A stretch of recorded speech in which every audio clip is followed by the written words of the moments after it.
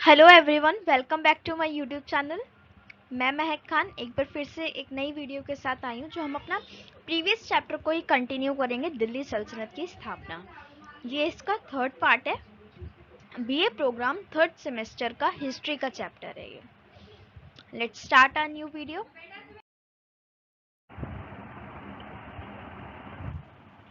तो इससे पहले के जो हमने वीडियो के पार्ट्स बनाए हैं, जो प्रीवियस वीडियो मैंने बनाई है, उसमें हमने सेम चैप्टर को ही पढ़ा था। तो हमने उसमें कवर किया कि किस तरीके से दिल्ली सल्तनत की स्थापना होती है, मोहम्मद गौरी किस तरीके से स्थापना करते हैं उसकी, दिल्ली सल्तनत की। और उसके बाद गुलाम वंश, फिर हमने खिलजी वंश को कवर किया। अब हम जो पढ़ेंगे वो तुगलक वंश को पढ़ेंगे।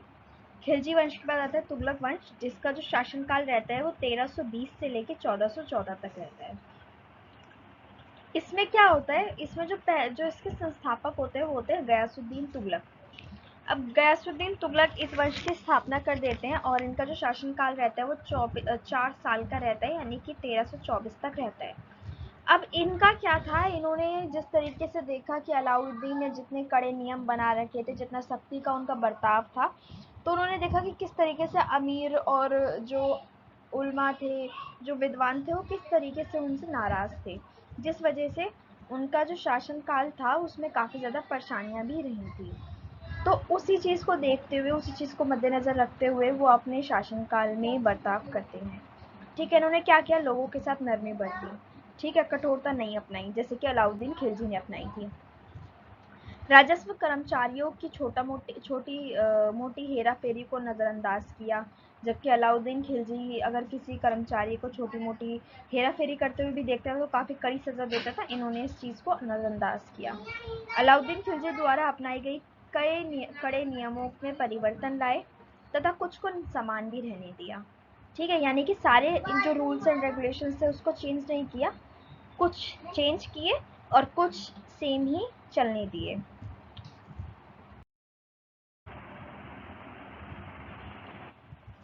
तो ये जो सुल्तान होते हैं, ये अलाउद्दीन खिलजी के कुछ जो नियम होते हैं, कानून होते हैं, उनको अपनाते हैं और कुछ को नज़रअंदाज करते हैं।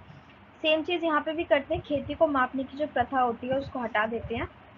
बटाई का पुराना तरीका अपनाते हैं। बटाई क्या होती है कि जो खेत होते हैं, खेत जमींदार के होते हैं, राजा के होते हैं, जो भी होता है, मीन्स राज्य के होते हैं या जमींदार के होते हैं, दोनों सेम ही चीज़ हो जाएगी। उसको किसानों को दे देते हैं। किसान इस पे खेती करते हैं, छोटे छोटे टुकड़े होते हैं, उसको किसान को देते हैं, किसान उस पर खेती करते हैं। और जो भी इसका उपज का जो भी लाभ निकलता है, उसका कुछ हिस्सा ये सरकार को दे देते हैं, यानी कि राजा को दे देते हैं, और बाकी का जो होता है वो ये रख लेते हैं। तो इससे क्या होता है, एक तरीके से ये जो भूमि होती है किराए पे मिल जाती है किसानों को, तो उसको कहते हैं बटाई का तरीका। और ये जो तरीका होता है किसानों को बहुत ज़्यादा पसंद आता है और ये पहले भी अपनाया जाता था। 50% जो कर लिया जाता था भूमि पर, उसको हटाया गया। इन सभी चीज़ों के पश्चात भ्रष्टाचार को दूर करने के लिए कड़े उपाय अपनाए गए। ऐसा नहीं था कि इसने भ्रष्टाचार को होने दिया। हाँ, छोटी मोटी जो चीज़ें होती थी, छोटी मोटी जो घोटाले होते थे, उनको ये नज़रअंदाज करता था, बट इसके बावजूद वो भ्रष्टाचार के कड़े नियम उसने बनाए, भ्रष्टाचार जिससे दूर हो जाए। जो बंजर भूमि होती थी गाँव की, उस पर भी इसने खेती कराई। यानी कि देखा जाए तो इसने कई हद तक इसे सार्वजनिक हितों में भी काफ़ी ज़्यादा अपना योगदान दिया है। आफ्टर दैट, आर्थिक स्थिति बढ़ाने के लिए, यानी आर्थिक उन्नति करने के लिए सड़कों की मरम्मत कराई, डाक विभाग में महत्वपूर्ण सुविधाएं दी, फौजदारी कानून कठोर किया। फौजदारी कानून क्या होते हैं, फौजदारी का मतलब होता है जो लड़ाई झगड़ों वाला जो कानून होता है, जिसमें मारपीट वाले केस आते हैं और नॉर्मली फैमिली प्रॉब्लम्स आती हैं, वो चीज़ें आ जाती है फौजदारी में। तो वो जो कानून थे उससे रिलेटेड, उसको उसने कठोर किया। यहाँ पे नियम विभाग नहीं होगा, न्याय विभाग होगा, उसमें भी सुधार किए। उसके बाद डकैती और अव्यवस्था का दमन किया, और दमन करने के लिए इसने क्या किया, किलों और चौकियों का निर्माण कराया, ताकि वहाँ पे कोई भी मतलब आज के टाइम पे तो पुलिस ही बोलते हैं, ठीक है, उस टाइम पे मुझे वर्ड याद नहीं आ रहा क्या बोलते हैं, आप कंसीडर कीजिए पुलिस से ही। तो सेम चीज़ वहाँ पे भी उसने लागू कराई, ताकि जो दमन और डकैती और जो अव्यवस्था हो रही है उसको दूर किया जा सके। और जो अलाउद्दीन खिलजी द्वारा अपनाया गया था दाग प्रथा और हुलिया प्रथा, उसने उसको जारी रखा। यानी कि घोड़ों पे दाग लगाया जाता था, जो उस पे गर्म लोहे की चीज़ से उस पर निशान लगाया जाता था, और जो सैनिक होते थे उनका जो हुलिया था, उनकी कदकाठी लिखी जाती थी। तो उसने दोनों चीज़ों को जारी रखा। उसके बाद राजा ने पूर्ण कोशिश करी कि सेना खुश रहे तथा सेना को पूर्ण रूप से वेतन प्रदान किया जा सके। यानी कि इसने क्या करा, इसने अच्छे तरीके से कोशिश करी कि जो सेना है वो खुश रहे, कम वेतन में भी सेना अपना जो जीवन यापन है वो काफी अच्छे से कर पाए, जो कि अलाउद्दीन खिलजी ने भी कहीं तक ये पूरी कोशिश करी थी। ठीक है, तो इसने क्या करा, इसने कुछ नियम अलाउद्दीन खिलजी वाले अपनाए, लेकिन कुछ में परिवर्तन किया।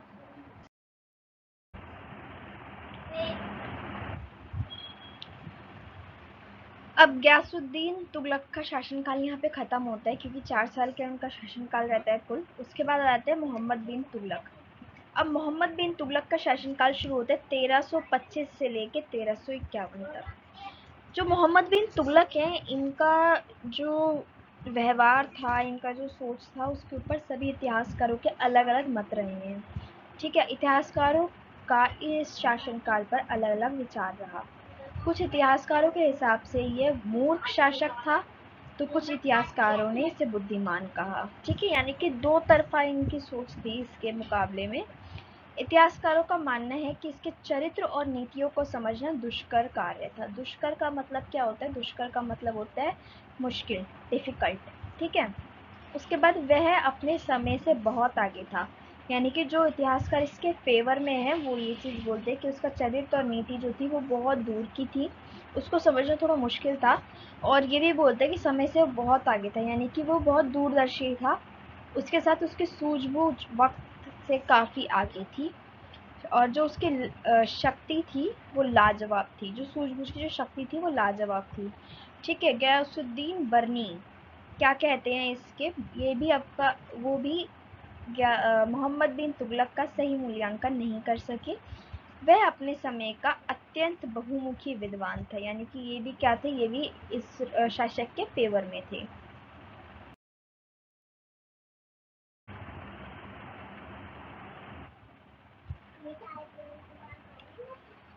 मोहम्मद बिन तुगलक द्वारा अपनाई गई नीतियां सही थी, परंतु यह लागू जल्दी करता था, फिर बीच में ही छोड़ देता था। इसी कारण इसकी नीतियां असफल रही। तो इसके ये जो इतना विद्वान था, इतना जो इतिहासकार इसके फेवर में था, तो जो इसकी नीतियां थी वो असफल क्यों रही, और जो कुछ इतिहासकार थे वो इसको मूर्ख क्यों बोलते थे, वो यही रीज़न था कि नीतियाँ सही बनाता था। ठीक है, उसमें कोई खोट नहीं होता था, बट ये क्या करता था, जल्दबाजी करता था कि इसने आज नीति बनाई, कल इसको लागू कर देना है बस। इसको ये लगता था कि जितनी जल्दी करूँगा उतना अच्छा रहेगा, बट फिर क्या होता था, जब उसको दिखाई देता था कि हाँ इससे कोई फ़ायदा नहीं हो रहा है, तो वो उसको बीच में ही छोड़ देता था। ये भी नहीं था कि उसको कंटिन्यू रखे एक टाइम तक, बट वो इसको नहीं कंटिन्यू करता था, बीच में छोड़ देता था। इसी कारण इसकी जो नीतियाँ रही वो असफल रहीं।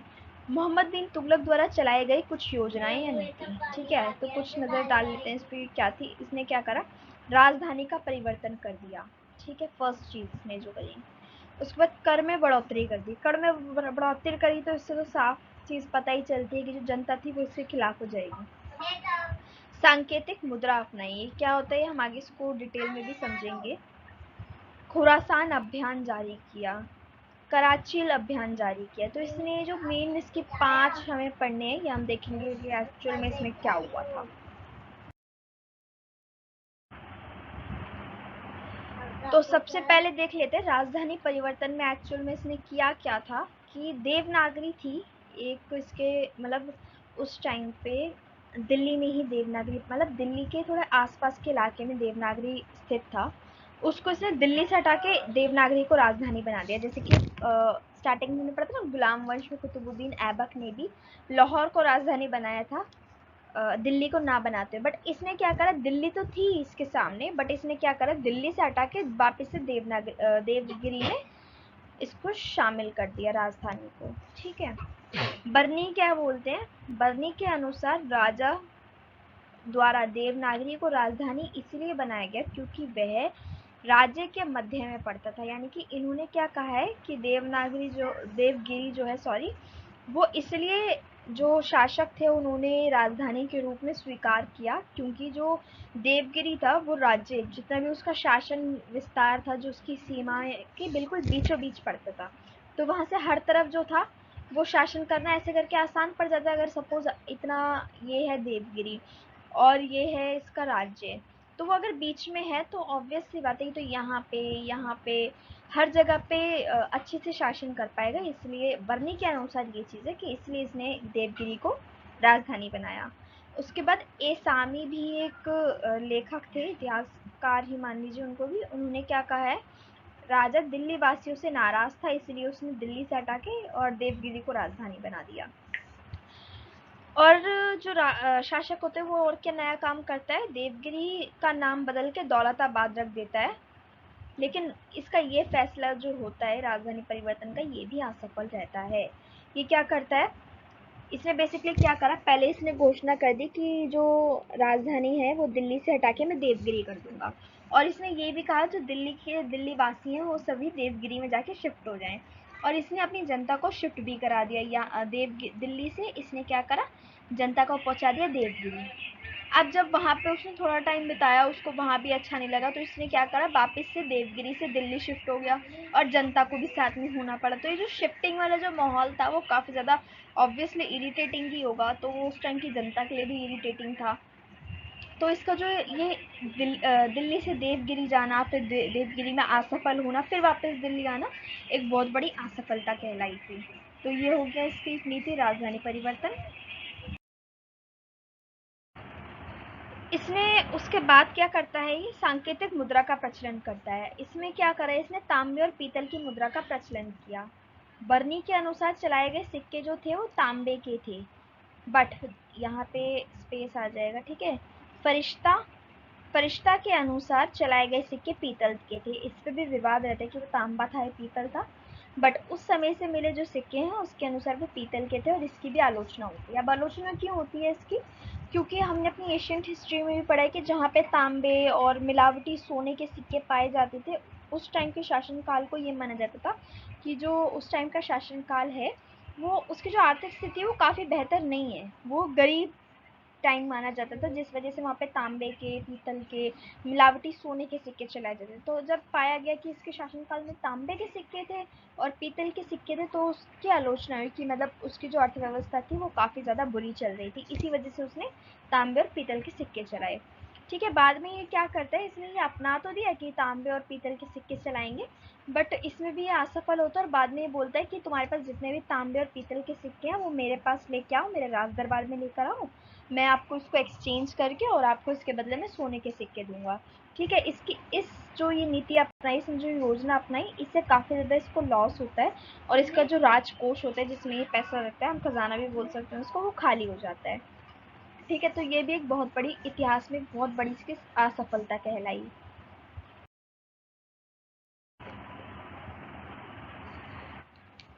अब मोहम्मद बिन तुगलक का तीसरा जो एक बहुत अहम और बहुत बड़ा फैसला जो रहता है वो रहता है खुरासान अभियान। इसमें क्या करता है ये, खुरासान जो है वो एक उस टाइम की एक जगह थी, ठीक है। यहाँ पे क्या करते हैं, मध्य एशिया पर हमला करते हैं। मध्य एशिया में खुरासीन जगह स्थित है, वहाँ पे हमला करने की नीति बनाता है। अब खुरासीन जो था वहाँ का शासक बहुत ज़्यादा काफ़ी शक्तिशाली था, बलवान था। तो इसको पता था मोहम्मद बिन तुगलक को कि अकेले तो यहाँ पे हमला कर नहीं सकता है।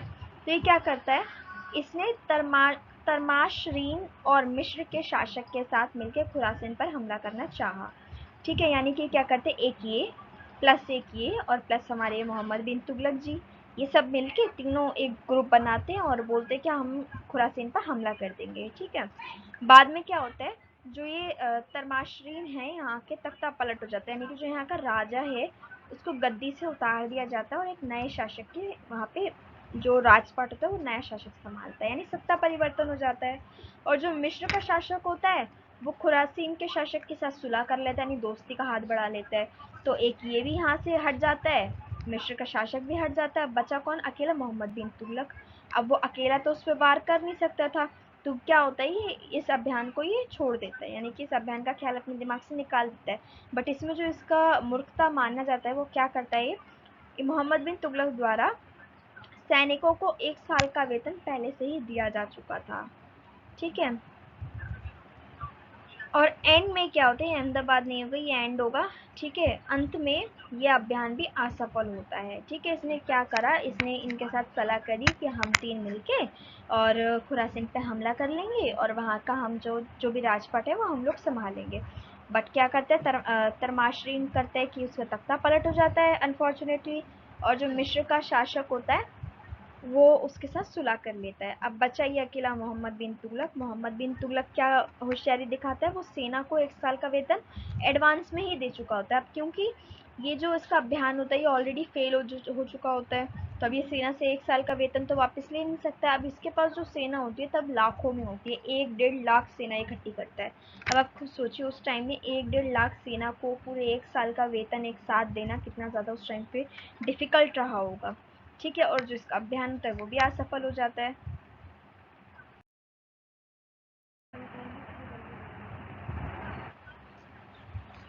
अब आता है इसका पांचवा एक बहुत बड़ा डिसीजन, जो है कराचिल अभियान। कराचिल क्या है, कराचिल चीन और तिब्बत के आसपास पड़ने वाली जगह होती है, ठीक है। ये दोआब कहलाता है उस टाइम पे।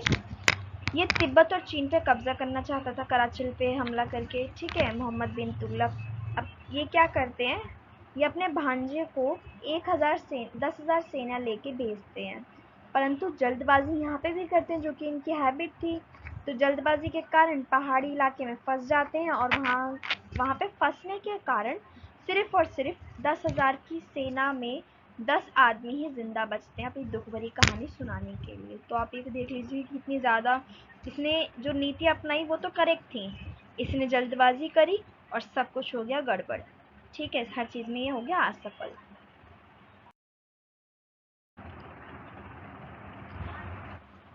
अब क्या होता है, अब मोहम्मद बिन तुगलक का जो शासनकाल है वो वहाँ पे समाप्त हो जाता है। उसके बाद आ जाते हैं फिरोज शाह तुगलक। अब फिरोज शाह तुगलक क्या करते हैं, इनका जो शासनकाल होता है 1351 से स्टार्ट होके 88 तक रहते हैं, यानी कि ऑलमोस्ट काफ़ी अच्छा खासा इन्होंने टाइम बिताया है। इस टाइम पे शासनकाल इनका काफ़ी अच्छा रहा है। इनका जो शासनकाल था ये काफ़ी इजी नहीं था, बहुत ज़्यादा डिफ़िकल्टीज इन्होंने भी फेस करी। इनके शासनकाल में विघटन की प्रक्रिया बहुत तेज़ थी, बिकॉज क्योंकि हमारे जो पिछले शासक थे मोहम्मद बिन तुगलक, गयासुद्दीन तुगलक और उससे पहले के भी जो थे अलाउद्दीन खिलजी, इन लोगों की जो शासन की प्रणाली थी ये काफ़ी ज़्यादा डिफ़िकल्ट थी, ठीक है। तो जिस वजह से ना इनका जो विघटन था, इनके जो राज्य का विघटन था बहुत तेज़ी से हो रहा था। विघटन का मतलब होता है टूट जाना, ठीक है। दक्षिण के जो राज्य थे वो स्वतंत्र हो चुके थे। तुगलक साम्राज्य के शेष भाग में स्थित तनावपूर्ण थी, यानी कि तुगलक जो राज्य साम्राज्य था उसके जो दक्षिण वाला भाग था वो स्वतंत्र हो चुका था, और जो बाकी का बचा हुआ भाग था वो भी उस पड़ाव पे पहुंच चुका था कि उसका भी विघटन हो जाएगा, तनावपूर्ण स्थिति थी। इन हालतों में भी, हाथों नहीं होगा हालतों होगा यहाँ पे, सुल्तान ने विघटन की प्रक्रिया को तुरंत सफल नहीं होने दिया। यानी कि आप देख लीजिए कितने ज़्यादा इंटेलिजेंट रहे होंगे, कितने डिफिकल्ट टाइम में भी इन्होंने इतने अच्छे से मेंटेन किया। इतने लंबे समय तक इन्होंने शासन किया, जो कि मैंने आपको बताया 51 से 88 तक इन्होंने किया, और राजनीतिक स्थिति जो थी उस टाइम की उसको अपने नियंत्रण में रखा।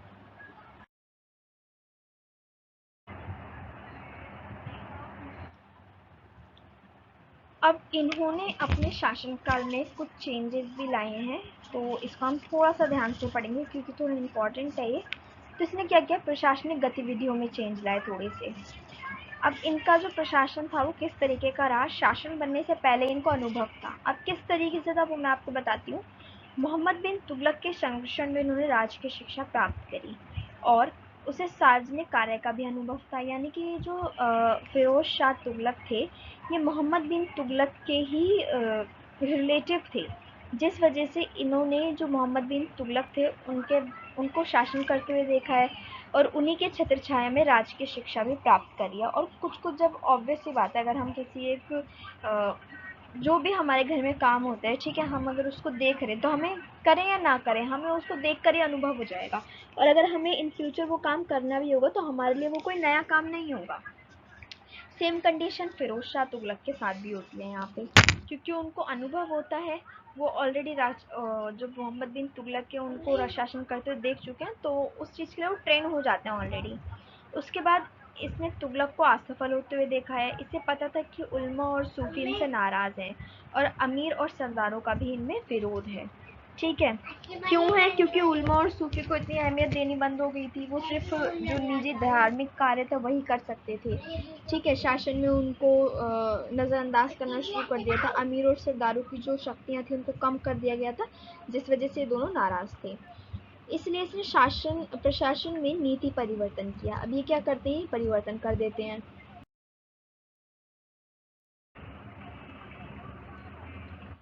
तुष्टीकरण की नीति अपनाई। ठीक है, इन्होंने क्या किया? प्रशासनिक परिवर्तन में तुष्टीकरण की नीति अपनाई। तुष्टीकरण का मतलब होता है संतुष्ट करना। ठीक है, सेटिस्फेक्शन लाना।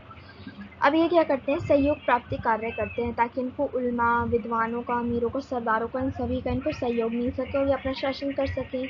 इनका उद्देश्य क्या था? अमीरों को शांत रखना। अमीरों की राजनीतिक व आर्थिक जो अधिकार थे उन पर सुल्तानों की कृपा होने लगी। ठीक है, यानी कि इनको इतना इंपॉर्टेंस दिया जाने लगा। इसने अमीरों की प्रणाली को वंशानुगत बना दिया, यानी कि जो इनकी जायदाद थी, इनका जो भी जिस तरीके की प्रणाली अपनाते थे वंशानुगत हो गई, कुछ भी सरकार का नहीं होगा। ठीक है, यानी कि जो पहले के शासक थे उन्होंने किया था ना कि जो इनकी जायदाद होगी, जो इनका पदवी होगा, वो सब कुछ इनके मरने के बाद सरकार का हो जाएगा। बट जिसको खालसा प्रणाली कहा जाता था, इन्होंने उस चीज़ को ख़त्म कर दिया, वंशानुगत फिर से बना दिया। बड़ी बड़ी जहांगीरें दी उनको और उनको अपनी इच्छा अनुसार कार्य करने की आज़ादी दे दी। ठीक है, इससे और उपज का जो लाभ होता था, वो ज़्यादा लाभ जो होता था वो अमीर रखते थे। ठीक है, इसका फल क्या रहता है? फलस्वरूप अमीर और अमीर होते गए, गरीब और गरीब होते गए और अमीर और गरीब के बीच की खाई जो होती है वो बढ़ जाती है। ठीक है, सरकारी कर्मचारियों की पदवी, जायदाद, इनाम वंशजों को देने की नीति अपनाई, यानी कि वही जो खालसा प्रणाली थी उसको दूर हटा दिया गया और फिर से वंशानुगत की जो नीति थी उसको अपना लिया गया।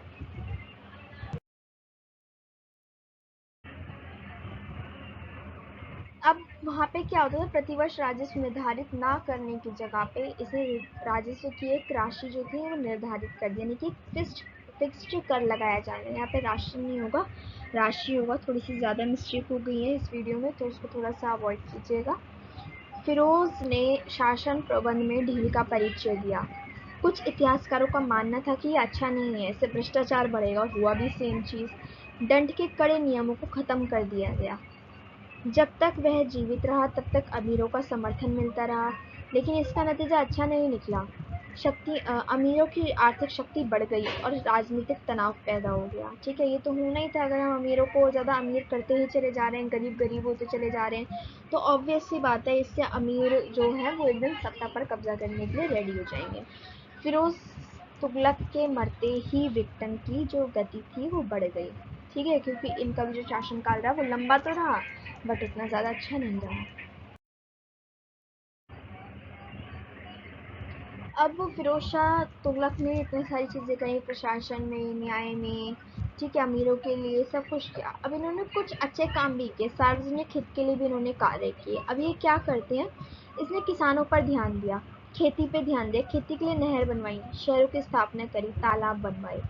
ठीक है, नए विभाग की स्थापना करी। अब वो विभाग क्या थे वो देख लेते हैं। कई विभाग बनवाए, जैसे कि दीवाने खैरात। ठीक है, इन्होंने क्या करा? इन्होंने दीवाने खैरात का निर्माण कर दिया। ठीक है, दीवाने खैरात बनवाया, दीवाने इस्तहीक बनवाया। ठीक है, ये दो इसने क्या करा है? विभाग बनवाए। अब दीवाने खैरात में क्या होता है? दीवाने खैरात में गरीब लड़कियों की शादी कराई जाती थी, तो इसने बहुत नेक काम किया। उसके बाद दीवाने, यहाँ पे थोड़ी सी टाइपिंग मिस्टेक कुछ ज़्यादा ही हो गई है, तो यहाँ पे दीवाने इश्तहीक बनवाया। ठीक है, इसमें जो योग्य व्यक्ति होते थे उनको आर्थिक सहायता प्रदान की जाती थी ताकि वो अपना जो लक्ष्य है वो प्राप्त कर सकें और राज्य की जो आर्थिक और सामाजिक स्थिति है उसको बेहतर बनाने में अपना योगदान दें। और जो दीवाने इस्तही के उसको बनाने में 36 लाख टका लगा था। उस टाइम पे जो करेंसी चलती थी वो टका होती थी। ठीक है, तो उस टाइम पे 36 लाख टका कितना ज़्यादा बड़ा एक अमाउंट होगा, आप इमेजिन कर सकते हैं। और दासों को भी अत्यंत महत्वपूर्ण स्थान दिया जाने लगा। अगर हम अपने इतिहास को उठा के देखते हैं तो हम देखेंगे कि इतिहास में कहीं पर भी दासों को इम्पोर्टेंट स्थान नहीं दिया जाता था। उनको एक बहुत निम्न इंसान माना जाता था, बट इसने ऐसा नहीं किया। दासों के लिए भी इसने एक विभाग बनाया जिसको दीवाने बंदगान कहा गया। ठीक है, तो इसने क्या करा, इसने 3 जो थे विभाग बनवाए। इसने विभाग तो ज़्यादा बनवाए होंगे, बट हमें ये 3 ही पढ़ने हैं। इसी के साथ हमारा ये वीडियो भी ख़त्म होता है, ये पार्ट भी ख़त्म होता है। ठीक है, इसमें हमने तुगलक वंश पढ़ लिया। अब हमारे कितने हो गए, 3 हमने वंश कवर कर लिए। सबसे पहले गुलाम वंश, उसके बाद खिलजी वंश, और उसके बाद हमने ये भी कर लिया है तुगलक वंश। ठीक है, इसके बाद एक छोटा सा और इसी चैप्टर के रिगार्डिंग में वीडियो बनाऊंगी, एंड नेक्स्ट वीडियो में इसको हम कंप्लीट कर लेंगे। ठीक है, तो thanks for watching my video. If you like my video, so please like, comment, share and don't forget to subscribe my channel. Allah Hafiz.